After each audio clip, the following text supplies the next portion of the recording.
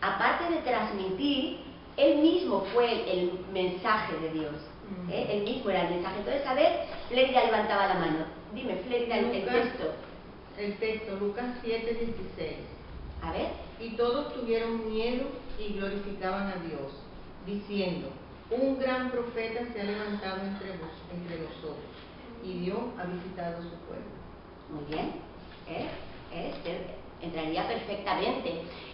A Jesús le llamaron también profeta. Yo tenía el texto de Mateo 13:57, cuando se dice que no hay profeta sin honra, sino en su propia tierra, porque Jesús fue, como hemos dicho, profeta en su propia persona. Sin embargo, su pueblo no lo recibió, en su propio pueblo fue rechazado. Venga, un texto más de profeta, que por aquí levantaba la mano, no sé si era Alicia o Leni. También para corregir y conducir. Claro, ese ya sería el mensaje.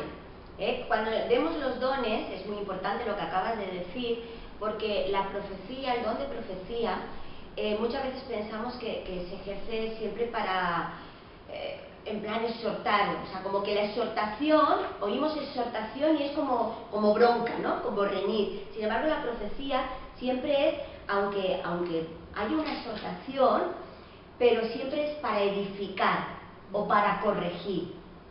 No, pues eso, reñir por reñir, sino corregir y conducir al pueblo. Se da el problema, pero unido a la solución. Muy bien, Leni. Pues sí. Me acuerdo de una cosa tan importante en relación a esto, pero muchos textos, ahora no me acuerdo si estaba leyendo, sobre esto de corregir, esto, la verdad os libertará. La verdad con autoridad, porque claro, la verdad sin autoridad mata, como la letra en el Antiguo Testamento, y el Nuevo liberta. Claro. Así como, por ejemplo, ¿quién era esa autoridad por su vida? Por ejemplo, un profesor llega al alumno y dice: tú eres mal alumno. Ese nunca más, talvez será bien, pero si da la palabra, pero ya la palabra junto con una solución. Con una solución. Exacto. Le muestra la realidad, pero trayendo la solución para corregir esa realidad si no es buena. Sí, en caso de la iglesia, unción sería también, ¿no? Por supuesto. La verdad es la misma, pero sin unción, más que entonces, exactamente. Bueno, cuando lleguemos a los dones, veremos la forma de ejercer los dones también. Una persona tiene un don también, hay dones que van complementados, uno no puede ir sin el otro. Entonces, bueno, pero eso ya lo veremos en su momento, ¿vale? Ahora vamos a ver, bueno, lo de Cristo como profeta nos ha quedado claro. Él vino para transmitir un mensaje, y ese mensaje no solamente salía de sus labios, sino que su propia persona era ese mensaje. Después, como sacerdote, al igual que hemos dicho que es un profeta, pues un profeta, como bien habéis dicho todos, es el canal por el medio del que Dios hablaba. Es la persona, Dios le da el mensaje a él y él lo transmite al pueblo. ¿Qué es lo que hacía el sacerdote? ¿Quién me puede decir? Venga, ¿qué es lo que hace un sacerdote en el Antiguo Testamento? Al revés. El mensaje del pueblo se lo da a Dios. O sea, lo que el pueblo intercedía por el pueblo, y cuando habían pecados, por medio de sacrificios, que era el sacerdote el único que los podía ofrecer, pues quedaban redimidos ante Dios. Muy bien. En el caso de Cristo, ¿cómo creéis que fue el sacerdote? Él mismo, exacto. Él hizo obra de sacerdote, viniendo a su pueblo, siendo él, ofreciendo ese sacrificio, que no era un sacrificio de ningún animal, sino que fue él mismo, y el oficio de sacerdote aún lo sigue ejerciendo. ¿Por qué? Porque nos dice que Cristo está intercediendo por nosotros. Entonces, lo que hace el sacerdote, interceder por el pueblo, Cristo sigue haciéndolo por nosotros. Entonces, a ver, alguien que me dé un texto en el cual se nos muestra a Cristo como sacerdote. Isabel. Yo tengo cuando Jesús lava los pies de los discípulos, que es en Juan 13, del 4 al 5, que entonces ahí él está haciendo esta representación de intercesión. Pero claro, Juan 13, 4, 5. Que es donde ahí él ejerce como sacerdote, pero claro, simbólicamente.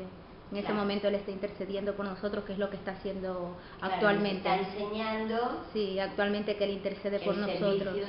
Sí, y nada, y que es esto, el texto del sacerdote, que es la muerte y la crucifixión del Señor, es en Mateo 27, 32, 56, y así está en Marcos también, en Lucas, que habla de esto mismo, de la muerte y la crucifixión. Que él hizo como el sacerdote. ¿Alguien más tiene? Muy bien, Isabel. Hebreos 3:1. Sí, léenoslo. Por tanto, hermanos santos, participantes del llamamiento celestial, considerad al apóstol y sumo sacerdote de nuestra profesión, Jesucristo. Ajá, muy bien, ahí lo está llamando claramente, este no tiene ningún lugar a dudas. Pues muy bien, y después como rey. El tercer oficio que él ejerció fue como rey. Solamente que cuando él vino a la tierra, como rey fue rechazado. Su pueblo lo rechazó. Este rechazo no quitó el que lo fuera, simplemente fue un aplazamiento, porque si bien cuando Cristo vino al mundo naciendo de una virgen, esta fue su primera venida, en su segunda venida, que será para el milenio, aquí sí que se cumplirá su reinado. En el tiempo del milenio, en la ciudad de Jerusalén, ahí Cristo sí que realmente cumplirá este momento. Su oficio como rey fue profetizado desde el profeta Isaías. Y bueno, ¿qué textos me podíais dar? A ver, Alicia. Bueno, cuando él mismo se declara rey, bueno, a ver, 9:30.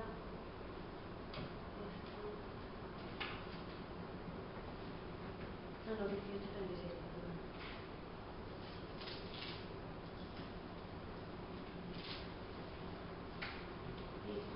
Mi reino no es de este mundo. Si mi reino fuera de este mundo, mis servidores pelearían para que yo no fuera entregado a los judíos, pero mi reino no es de aquí. Y le dijo entonces Pilato, y luego, ¿eres tu rey? Respondió Jesús, tú dices que yo soy rey. Yo para esto he nacido y para esto he venido al mundo, para dar testimonio de la verdad. Todo aquel que es de la verdad oye mi voz. Amén. Un texto muy bueno, ¿eh? Sí. Muy bueno. Repite la acción otra vez, Alicia. Juan 18, 36 y 37. Vale, 36 y 37. Juan 18, 36 y 37. Muy bien. Bueno, pues entonces con esto queda concluida la clase anterior, viendo claramente que Cristo habíamos visto su naturaleza. Decíamos que era divina y humana. Una no anulaba a la otra. En cada momento se cumplía de una manera diferente. Y terminábamos con los oficios, pues esto. Oficio de profeta, siendo el mismo el propio mensaje. Oficio de sacerdote, como intercesor y como ese sacrificio, siendo él mismo entregado por nuestro pecado.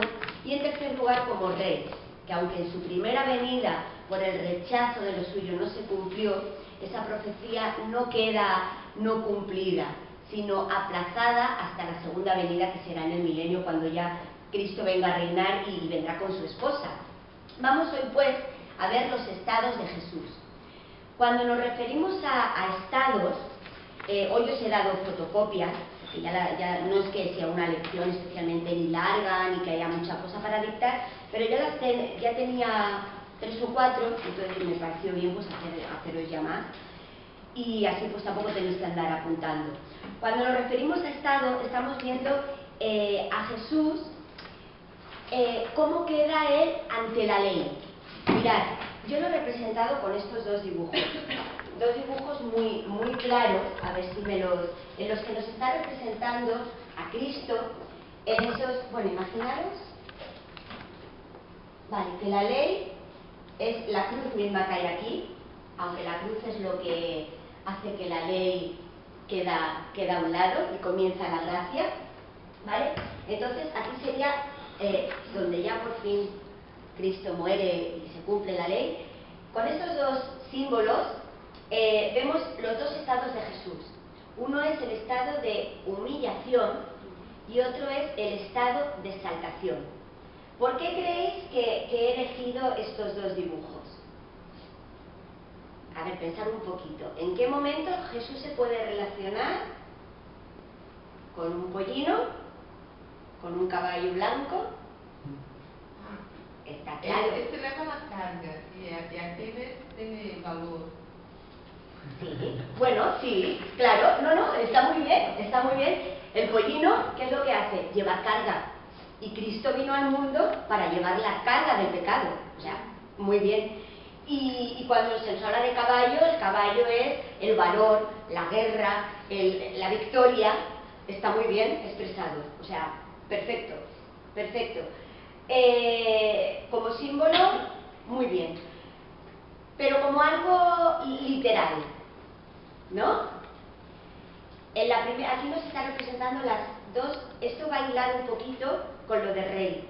En su primera venida, Cristo vino como hombre, con su naturaleza humana, y antes de morir, subió sobre un pollino, ¿verdad? Que le dijo a sus discípulos, id allí que veréis atado un pollino, hijo de Asna, y decir que el maestro lo ha pedido, ¿vale? Entra sobre un pollino, que es cuando todos le echan palmas, ahí la Semana Santa, diciendo, sana el que viene, bueno, tanta exaltación, y días después están gritando, crucifícale, pero nos está representando ese estado de humillación. Cristo por debajo de la ley. Él como hombre se tuvo que someter a la ley. Él estuvo bajo la ley como cualquier otro hombre. Entonces, bajo la ley, el estado de humillación, en el que vamos a ver estas 4 fases. Ahí nos pone solamente 3, en la fotocopia tenéis la 4ª. La encarnación, como hombre, tuvo que ser engendrado, tuvo que gestar, tuvo que nacer. Segundo, los sufrimientos, toda su vida fue cargada de sufrimiento, ahora lo vamos a desarrollar. En tercer lugar, la muerte, tuvo que conocer la muerte y con esa muerte fue el momento en el que él llevó toda la carga del pecado. Pero ahí nos falta una 4ª cosa que nos muestra el estado de humillación y es la sepultura. La sepultura en Génesis fue el castigo por el pecado. Cuando dice al polvo eres y al polvo volverás. O sea, cuando el hombre peca, no solo entra el pecado en el mundo y con el pecado entra la enfermedad, entra la muerte, sino que el fin de la muerte, o sea, el siguiente paso a la muerte es la sepultura. Cristo tuvo que pasar también por ese paso, el hecho de ser sepultado, con la diferencia de que cualquiera de nosotros cuando muramos, ojalá no seamos arrebatados, la sepultura no seremos conscientes de ella. Un muerto es lo que muchas veces nos da miedo a muchos, ¿no? Decir, madre mía, es que a mí que no me metan ahí dentro. Sin embargo, nosotros no seremos conscientes de cuando nos metan dentro de ningún sitio. Cristo sí, porque Él era consciente del momento de la sepultura, tuvo que sufrir hasta en eso. Y el estado de exaltación, que será el que veamos después, ya está Cristo por encima de la ley. ¿Cómo comienza? Comienza con la resurrección. ¿Vale? Comienza con la resurrección, ya por encima de la ley. Ya Cristo deja la ley a un lado y en el momento de la resurrección, esa resurrección no es solamente el encuentro del cuerpo y el alma, cuando se reúnen, sino que es mucho más. Cristo en el momento de la resurrección experimentó también una transformación.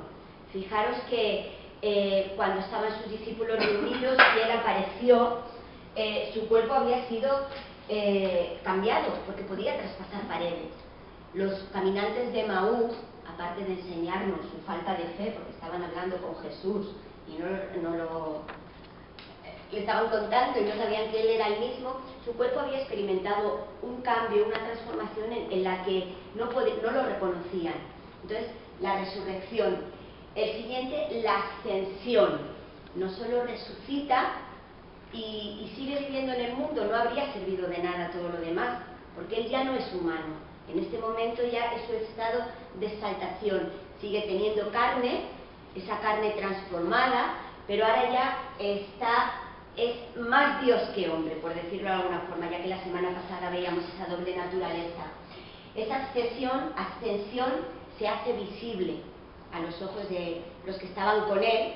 ¿Para qué? Para ocupar su posición, la posición que le pertenece, la posición a la diestra de Dios, ejerciendo su obra de sacerdote, su oficio de sacerdote, intercediendo por la Iglesia. Y por fin el retorno, la segunda venida, y aquí entra el caballo blanco. Lo veremos en el primer capítulo de Apocalipsis, cuando vemos Apocalipsis, como Cristo vendrá en su oficio de rey, que la primera vez es rechazado y por muy poquitos es considerado el rey de reyes, pero en el estado de exaltación y así, ya no viene sobre un pollino que lleva la carga, como muy bien ha dicho Lenin, sino viene venciendo para vencer. Es el Hijo de Dios, viene el rey para vencer en la batalla de Armagedón. Ni siquiera, ya lo veréis, se librará batalla, solamente con la espada que tiene en su mano serán todos aniquilados, y entonces es cuando comenzará el milenio, esos 1000 años donde la tierra será transformada, la sede del reino será en Jerusalén y allí Cristo reinará. Entonces, con estos dos, el pollino y el caballo blanco, representamos estos dos estados de Cristo, el de exaltación y el de, primero el de humillación y luego el de exaltación. Yo lo tenía como rey en Mateo 21:5-9, lo que dijiste ahora sobre venir. Decida la hija de Sión, he aquí, tu rey viene a ti, manso y sentado sobre una asna, sobre un pollino, hijo de animal de carga. ¿Ve? Y luego luego los otros que obedecieron a lo que él dijo trajeron a los animalitos, y la multitud, que era muy numerosa, tendían sus mantos sobre el camino, y otros portaban ramas de los árboles y las tendían en el camino, y la gente iba delante y la que iba detrás clamaban diciendo: Hosana al Hijo de David, bendito el que viene en el nombre del Señor, Hosana en las alturas. Amén. Que es lo que todo sí, lo que has dicho. Es el momento, muy bien. Bueno, pues entonces ahora vamos a ir viendo, según lo que aquí lo hemos puesto, vamos a ir leyéndolo. Dice: conocemos la obra de Jesús bajo el prisma de lo que podemos llamar los estados de Jesús. Estos estados, con respecto a la ley, son de exaltación y de humillación. Bueno, tenía que haber puesto primero el de humillación, ¿vale? Con respecto a la relación que él mantuvo ante la ley. El primero, el de humillación. Aquí, Cristo se despojó de la majestad divina que era suya como soberano del universo y asumió una naturaleza humana tomando forma de siervo. O sea, el que era el Señor tomó forma de siervo. El legislador supremo se sujetó a los requerimientos y a la maldición de la ley. Fijaros, él tuvo que someterse. Os he puesto 3 textos, de los que vamos a leer solamente 2. Vamos a leer los 2 de Gálatas, ¿vale? Gálatas 3:13 y 4:4. Alguien que lo busque. Hoy sin chupachu, a ver si vais más ágiles.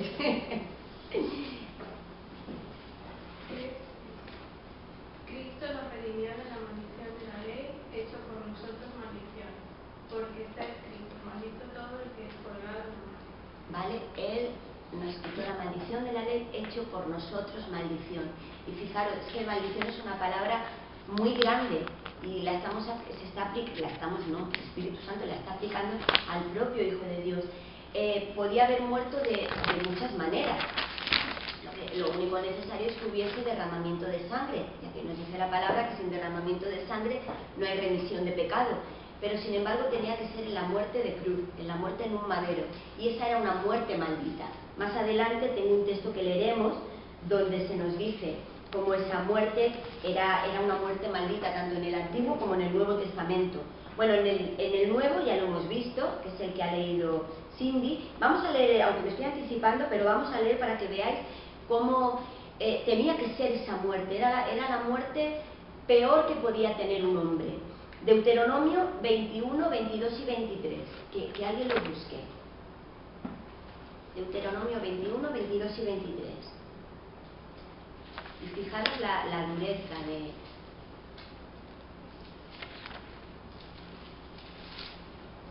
Si alguno hubiere cometido algún crimen digno de muerte y le hiciereis morir y lo colgareis en un madero, no dejaréis que su cuerpo pase la noche sobre el madero.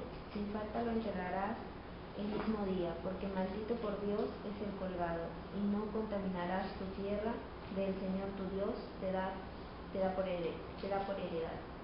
Fijaros, dice que es maldito por Dios el que es colgado en un madero. Tenían que quitarlo porque contaminaba la tierra, el estar ahí expuesto. Esa muerte se le daba a los peores criminales. Ha empezado diciendo: si alguno matare, léelo otra vez. Ah, ya lo ha cerrado, no pasa nada. ¿Lo tiene alguien a mano? A ver, Josué. Cuando algún hombre haya incurrido en sentencia de muerte y en efecto haya sido muerto y lo cuelgues en un árbol, su cadáver no pasará la noche en el árbol. Sin falta lo enterrarás por el mismo día, porque maldito por Elohim es el colgado. Y no has de contaminar la tierra que el Señor tu Dios te da en posesión. Vale. Fijaros, esta es la textual, ¿verdad? Sí. Fijaros que muestra a Dios como Elohim. ¿Os acordáis de los nombres de Dios? No les da otro nombre, le da el de Elohim. Pues eso, por sentencia de muerte. Al peor criminal, lo peor que puede hacer un hombre es matar a otro. Pues esa muerte es la que se le aplicó a Jesús. Cuando Él lo único que vino es a dar vida. Sin embargo, recibió la muerte de un asesino, cuando vino a hacer todo lo contrario. Entonces, fijaros de qué manera tan grande se humilló para que nosotros fuéramos salvados. Las 4 fases, estos estados llevan la condición en la vida diferentes, ya lo hemos visto: encarnación, sufrimiento, muerte y sepultura. En cuanto a encarnación, ¿cómo lo hizo? Pues asumió forma humana, naciendo de una virgen por la obra del Espíritu Santo. Era necesario que como hombre pasase por todo el cauce que cualquier hombre tiene que pasar. Cada uno de nosotros estamos aquí de esta manera. ¿Cómo nos vamos a ir?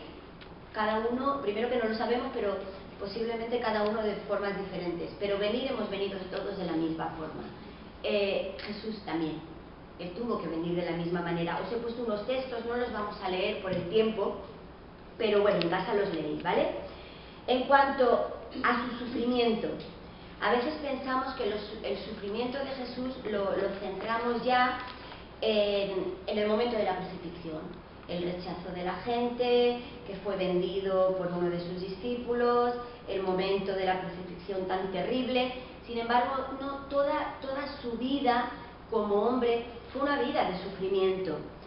Primero, fue siervo el que era señor de señores.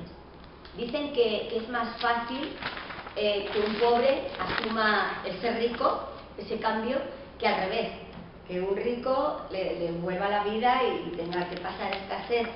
En este caso, imaginaros, el que era señor de señores, el que era el rey, el que era Dios, tuvo que ser siervo. Ahí es cuando decíamos por debajo de la ley.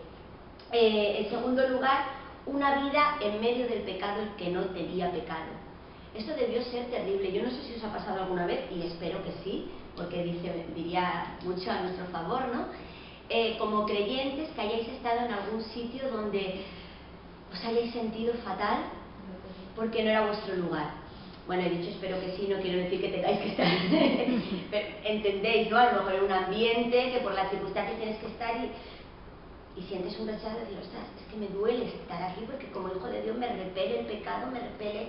Imaginaros Jesús, bueno, ¿habéis estado? Si no, o sea, no me tenéis que contestar, pensarlo. Pues ¿cómo os habéis sentido a lo mejor? Mira, solamente una tontería, a mí a veces, no sé si os ha pasado alguna vez, esto de irte a un retiro, estar una semana o 2 semanas, y desconectar de tal manera y llenarte del Señor de tal forma, y solo con los hermanos y tal, que me pasó una vez que luego, cuando bajábamos, Ramón puso la radio. Y después de no sé si fueron una semana o 10 días, sin haber tenido contacto con el mundo, y no voy de santurrona, pero es que de verdad lo experimenté, al poner la radio y otra vez pensé, ¡ay, qué agobio!, ¿no? Como que, ya estás en el mundo. Es que no me sé expresar, pero creo que me entendéis. Este contacto otra vez, oír una canción del mundo, y ya os digo, no me las doy de santa, de canciones que te gustan, pero decir, me repele, porque has estado tan en comunión que lo que luego no es, malo es cuando no nos repele. O sea, que esto también nos haga meditar en qué estado podemos encontrarnos. Esto ya fuera de la lección, es una reflexión que hago a todos, a mí misma también. Cuando no nos repelen las cosas del mundo, tal vez nuestro estado no es muy cristiano, porque tendría que repelernos. Entonces, imaginaros a Jesús, el que era sin pecado, tener contacto directo con el pecado cada día. Para él debió ser terrible esa lucha. En tercer lugar, Satanás lo tentó. Tuvo a Satanás cara a cara. Y aunque Él venció, imaginaros, yo creo que todos hemos sido tentados. El propio Jesús, ser tentado por su mayor enemigo. Y además, ¿qué instrumento utiliza Satanás? La propia palabra. O sea, es que utiliza el arma, que es el arma que Dios nos ha dado a nosotros. Pero Cristo con la misma palabra le rebate y vence. Pero en el momento de la tentación, Jesús como hombre estaría debilitado. Llevaba 40 días sin comer ni beber. Su cuerpo era hombre. Estaría, pues, como estaríamos cualquiera de nosotros. Bueno, él era especial, pero entenderme, en su naturaleza humana, sin embargo, tuvo esa fuerza. En cuarto lugar, los suyos le aborrecieron. ¿A quién no le duele el aborrecimiento de uno mismo? Si nos duele el aborrecimiento del que no nos importa a veces 3 cominos, cuánto más de los tuyos. Y él tuvo que pasar por eso, por el aborrecimiento de los suyos propios, por ser vendido por uno de ellos, por ser negado por otro, por quedarse solo ante otros. Siguiendo, sus enemigos le persiguieron. Los enemigos por los cuales él iba a morir un tiempo después le estaban persiguiendo. Y por último, fue más el sufrimiento peor de todos, el sufrimiento de su alma, ya que el pecado reposó sobre él. Más que el sufrimiento que nosotros nos podíamos imaginar, el que tú puedes sentir, es esos clavos metiéndose en tus carnes, es esa corona de espina clavándose en tus sienes, esa lanza, esa esponja humedecida en vinagre, o sea, la carga de ese madero, o sea, todo ese sufrimiento físico no tenía comparación al sufrimiento de su alma, al haber sido cargando el pecado de todos y la mirada del Padre apartándose de él. En tercer lugar, hemos visto la encarnación, los sufrimientos, por último, o sea, en tercer lugar, la muerte, el momento crucial, el momento que como sacerdote, decíamos antes, está ofreciendo el sacrificio, pero ese sacrificio no es algo ajeno a él, es su propia carne. Fue el mayor crimen, se produjo bajo una sentencia judicial, y he puesto contado con los perversos, que son los textos que hemos leído antes. Sentenciado a una muerte maldita, la crucifixión.